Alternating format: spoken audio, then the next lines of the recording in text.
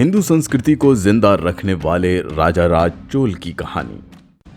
नमस्कार, आप सभी का स्वागत है द वायरल हिस्ट्री के इस खास प्रोग्राम में, जहां आपको इतिहास के बेहद दिलचस्प किस्सों से रूबरू होने का बेहतरीन मौका मिलता है।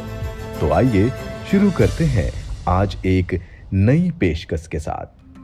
हमारे इतिहास के सबसे महान राजाओं में से एक जो हम में से बहुत से लोग नहीं जानते हैं, राजेंद्र चोल एकमात्र राजा थे जिन्होंने न केवल अन्य स्थानों पर विजय प्राप्त की, बल्कि उन स्थानों पर वास्तुकला, ललित कला और प्रशासन की अद्भुत प्रणाली का प्रसार किया जहां उन्होंने शासन किया। राजा राज चोल और राजेंद्र चोल दोनों ही सच्चे भारतीय राजा हैं जिन्होंने भारतीय हिंदू संस्कृति का बहुत अच्छी तरह से ख्याल रखा और साथ ही साथ उन स्थानों पर एक शानदार प्रशासन चलाया जहां उन्होंने शासन किया और लोगों के हितों का ध्यान रखा। जब उन्होंने शासन किया तो एशिया के इस क्षेत्र में समृद्धि और तन्मयता कायम रही। साथ ही तंजावुर में बड़ा मंदिर, भगवान शिव को समर्पित गंगईकोंडा चोलापुरम मंदिर जैसे चोल योगदान दुनिया के लिए आज भी किसी चमत्कार से कम नहीं है।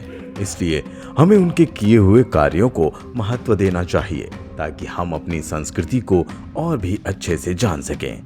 चोलों के समय में भी भारत फल फूल रहा था और शाहजहां के समय में जब ताजमहल का निर्माण हुआ था तब भारत अकाल के अधीन था।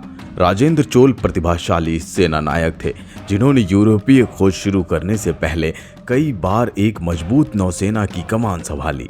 राजेंद्र चोल शासन ने भारतीय संस्कृति और हिंदू संस्कृति के प्रभाव को उन जगहों पर बनाया जहां उन्होंने शासन किया।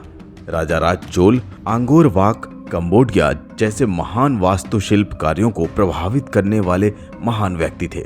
राजा राज चोल भारतीय इतिहास में भारत के एक महान सम्राटों में से एक थे। बंगाल की खाड़ी विश्व की सबसे बड़ी खाड़ी है और प्राचीन नाम चोल झील है। बाद में ये बदलकर कलिंग सागर और फिर वानसागरा हो गया, लेकिन इस वानसागरा को अंग्रेजों ने बंगाल की खाड़ी में बदल दिया। वामपंथी इतिहासकारों ने हमेशा हमारे नायकों के इतिहास को नष्ट कर दिया और हमें आक्रमणकारी मुगलों के बारे में पढ़ा जो महान इतिहास के लूटमार और विनाशकारी थे। चोल वंश का इतिहास। चोल साम्राज्य का इतिहास 1000 साल से भी पुराना है। यह साम्राज्य भारत के दक्षिण में स्थित कावेरी नदी के किनारे विकसित हुआ। इस साम्राज्य की राजधानी तिरुचिरापल्ली हुआ करती थी। इस साम्राज्य के राजाओं ने दक्षिण भारत में भव्य और विशाल मंदिर बनवाए थे। एनसीईआरटी की किताबों में इस बारे में लिखा है कि कावेरी नदी के किनारे मुट्टेरियार नाम के एक परिवार की सत्ता थी। ये परिवार कांचीपुरम के पल्लव राजाओं की सरपरस्ती में काम करते थे। इसी दौरान 849 ईस्वी में चोल वंश के सरदार विजयालय ने इन मुट्टेरियारों को हराकर कावेरी नदी के किनारे कब्जा जमाया और चोल वंश की स्थापना की।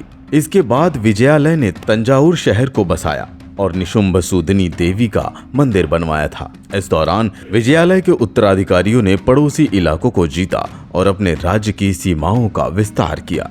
दक्षिण और उत्तर के पांड्यन और पल्लव भी इस राज्य का हिस्सा बन गए। सन 985 ईस्वी में राजा राज चोल प्रथम इस साम्राज्य के शासक बने। आपको बता दें कि राजा राज चोल को तमिल संस्कृति में काफी महान माना जाता है। 985 से 1014 तक चले राजा राज चोल के साम्राज्य का विस्तार श्रीलंका से लेकर उत्तर में ओडिशा और मालदीव तक हुआ।